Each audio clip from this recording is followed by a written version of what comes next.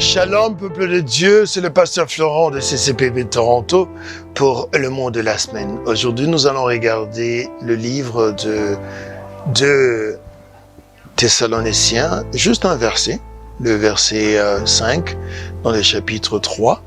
La Bible dit ceci, que le Seigneur dirige vos cœurs vers l'amour de Dieu et la patience de Christ. Si l'apôtre Paul est en train d'envoyer cette lettre pour indiquer à ces gens qui sont habitants de Thessalonique, c'est pour évidemment les amener de dire que faites une priorité à votre Dieu.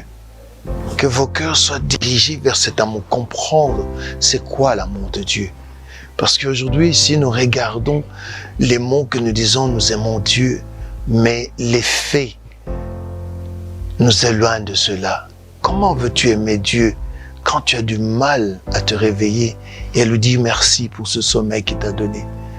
Comment veux-tu aimer Dieu si tu ne lis la parole que le dimanche à l'église? Comment veux-tu aimer Dieu si tu dois être pratiquement bousculé pour aller à l'intercession?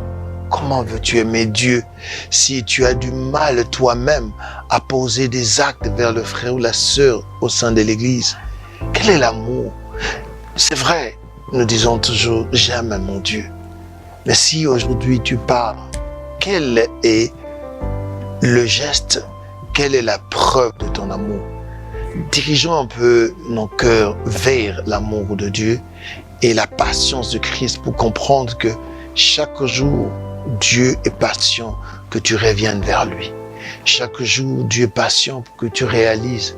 C'est vrai, tu as des désirs dans le cœur. Même le psaume, je crois, 37,4 vous dit, faites de l'Éternel vos désirs, vos délices, pardon, et il vous donnera ce que votre cœur désire. Tu désires le mariage, tu désires l'argent, tu désires la paix, tu désires voir ta famille évoluer, tu désires, ce sont des désirs. Mais de l'autre côté, regardez, est-ce que vous avez fait de l'Éternel vos délices? Est-ce que vous lui avez donné la priorité? Donnez-lui un peu la priorité de lui parler. Un jour, un homme de Dieu me disait, Dieu lui disait, il disait, Seigneur, qu'est-ce que je peux faire pour toi? Dieu disait, parle-moi. Donc on veut dire prier, demander. C'est ce que nous avons oublié. Nous ne venons que recommander quelque chose pour dire, je suis malade, je n'ai pas de travail, je n'ai pas de mari, je ne parviens pas à mettre au monde, mes enfants ne réussissent pas. Tout cela, Dieu le connaît. Mais nous devons également apporter, Seigneur, je t'aime. Sans toi, je ne peux rien faire. Je n'aurai jamais un autre Dieu que toi. Pour ce temps que je vis, pour ce souffle que tu me donnes, pour mes enfants que tu gardes, pour mon foyer que tu combats. N'attends pas que tu le payes, n'attends pas que tu sois dans le chômage pour reconnaître l'amour de Dieu. Que Dieu vous bénisse et que vous comble de son amour et que vous comble également de sa patience. À la semaine prochaine.